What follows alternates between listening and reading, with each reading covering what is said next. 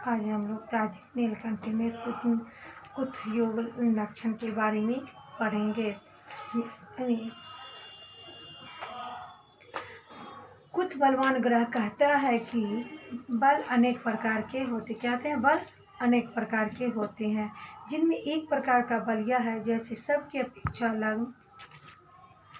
अपेक्षा लग्न में विद्यमान ग्रह बलवान होता है। इसके अभाव में केंद्र, चतुर्थ, सप्त, 10 स्थान में स्थित ग्रह बलवान होते हैं, लेकिन लग्न में विद्यमान ग्रह अपेक्षा ये कहते हैं निर्बल होते ये निर्बल होते हैं।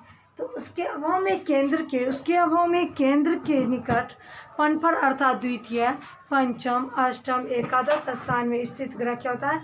बली होता है। पनफर में विद्यमान ग्रह केंद्रस्थ ग्रहों से किसी किसी निर्बल नहीं होते। उसके अभाव में विलग्नदर्शी तृतीय, नवम स्थान में स्थित ग्रह क्या होते हैं? बलवान होते हैं। स्थित ग्रह बलवान होते हैं। केंद्र के निकट पनफर आपोक्लिम में स्थित विलग्नदर्शी तृतीय, पंचम और नवम तथा एकादश स्थान में स्थित ग्रह क्या होते हैं? बलवान होते हैं। इसके अतिरिक्त छठे, 8वें स्थान को त्याग कर पनफर आपोक्लिम स्थानों के निकट शब्द का तात्पर्य है। तो गणित करने पर यदि दृष्टि पर रही हो तो वह भी किसी प्रकार बलवान हो बलवान हो जाता है। जो ग्रह अपने उच्च, अपने मुसल्ला, अपने नमाज अथवा अपने हद में विद्यमान हो तो क्या होता है? बलवान होता है। दाक्षा, भुजगारवे इत्यादि असलों में कहे गए मध्य गति, तुल्य और जिनकी गति स्पष्ट है वे ग्रह भी बलवान होते हैं। अशीघ्र अर्थात मंद गति ग्रह भी मध्य गमनशील ग्रह की अपेक्षा कभी कभी बलवान हो जाया करते थे। बलवान हो जाया करते थे। जो ग्रह उदय को प्राप्त करता हो, मार्गी रहता हो, रास्ता में रहता हो, वह क्या होता है? बली होता है। और जिस पर किसी शुभ ग्रह की दृष्टि रहती है या जिस पर किसी पाप ग्रह की अर्ध, चतुर्दशम, सप्तम और प्रथम राशि की दृष्टि न पड़ रही, यानी उसकी दृष्टि न पड़ रही हो तो किसी पाप ग्रह के साथ न हो, वह ग्रह भी क्या होता है? बलवान माना जाता है। इस प्रकार ग्रह बतलाकर समय बतलाते हुए यदि चंद्रमा, शुक्र और मंगल सायंकाल के समय तो वह बलवान होता है। बृहस्पति तथा शनि अर्धरात्रि के बाद उदित हो जाए तो वे क्या होते हैं? बलवान होते हैं। वे क्या हो जाते हैं? बलवान होते हैं।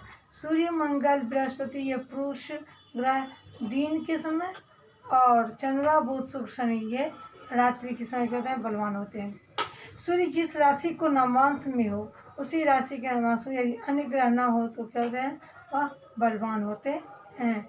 जो ग्रह वृक्ष, सिंह, वृश्चिक और कुंभ राशि में बैठे और रहते हैं वे भी बलवान होते हैं। अब सभी स्त्री संज्ञा ग्रह चतुर्थ से लेकर 6 राशि पर्यंत किसी भी समराशि की सब स्त्री संज्ञा या बनाते हैं। किसी भी ऊपर जितने भी बल आपने देखा है उनका शुभाधिकार वैशिष्ट विचार कर ही फल विचार करना चाहिए। क्या करना चाहिए? फल विचार करना चाहिए। अब ध्रुव का मतलब होता है निर्बल, और वह निर्बलत्व अनेक प्रकार का। वह निर्बलत्व क्या होता है? अनेक प्रकार होता है। उनमें से कुछ प्रकार का हम जो ग्रह वर्ष, मास, दिन अथवा प्रश्न लग्न से छठे, 8वें, 12वें स्थान में बैठे हो तो वह ग्रह और क्या होता है? वक्री ग्रह निर्बल होता है। क्या होता है? वक्री ग्रह निर्बल होता है। इसी तरह शत्रु की राशि में विराजमान, नीच राशि में बैठा हुआ वक्रगामी पाप ग्रहों से युक्त असंगत, क्रूर, नीच राशिगत ग्रह के साथ मुद्गल योग करने वाला ग्रह भी क्या होता है? निर्बल होता है।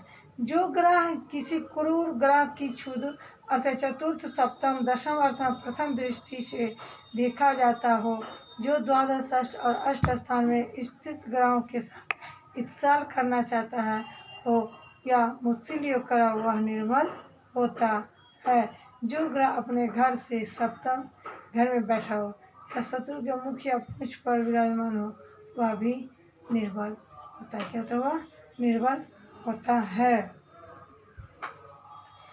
तो इस प्रकार जो ग्रह अपने लग्न को न देखता है, जो ग्रह अपने लग्न को न देखता हो, सूर्य जिस राशि के नवमांश को देखता है उसने सप्तम नवमांश में विराजमान ग्रह निर्बल होता है। जो ग्रह स्वगृह, स्वरोच, स्वहदा, स्वदेशखान तथा स्वनवमांश आदि अधिकांश क्या होता है? हीन होते हैं। और जो किसी ग्रह के साथ इसका प्रयोग करता हो वह भी निर्बल होता है, क्योंकि वह ग्रह किसी का मनोभिलिषित कार्यसिद्ध करने के लिए समर्थ नहीं है। क्या है? वह नहीं है।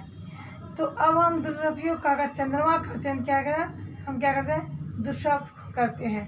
तो कहते यदि सूर्य की राशि से 12वें स्थान में चंद्रमा बैठा हो तो निर्बल होता है। वृश्चिक राशि के आदि भाग अर्थात पूर्वार्ध में बैठा हो तो चंद्रमा फलदायक निर्बल होता है। इसलिए अब तुला राशि के उत्तर में सब बैठा हुआ चंद्रमा विशेष रूप से निर्बल होता है। राशिपति के साथ चंद्रमा जिस राशि में विराजमान हो, अब उस राशि का स्वामी यदि चंद्रमा को न देखता हो तो वह निर्बल हो जाता है।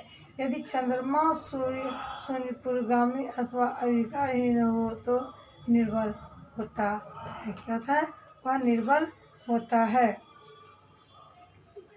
निर्बल होता है।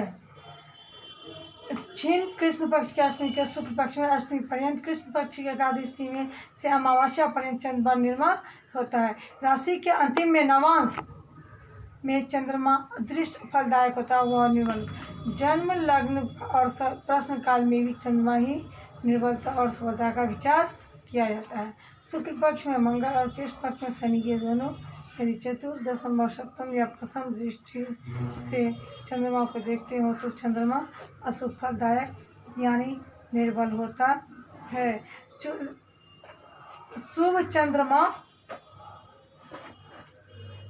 चंद्रमा के भी किसी योग के विशेष दूषणता विश्लेषण करते हुए कहते हैं यदि शुक्ल पक्ष के समय में मेष, मिथुन, सिंह आदि पुरुष सिंह राशि में विद्यमान शनि चंद्रमा को देखता है तो उस दुष्ट योग में कुछ कमी आ जाए। यदि शनि चंद्रमा को न देख सके तो दूसरे में अधिकता हो जाती है। कृष्ण पक्ष में राशि के समय समसंज्ञक राशि में विद्यमान मंगल चंद्रमा को देखता हुआ हो तो उसका दुष्फल न्यून हो जाता है। यदि मंगल चंद्रमा को न देखो तो उक्त दोष बढ़ जाता है। इन सब बातों पर विचार बुद्धिमान लोग जन्म लग्न और प्रश्न लग्न के समय में भी करते हैं। कभी कभी वर्ष मास पक्ष आदि में भी लग्न में भी इसका विवेचन करना पड़ता है या विवेचन करते हैं। क्या है? विवेचन करते हैं।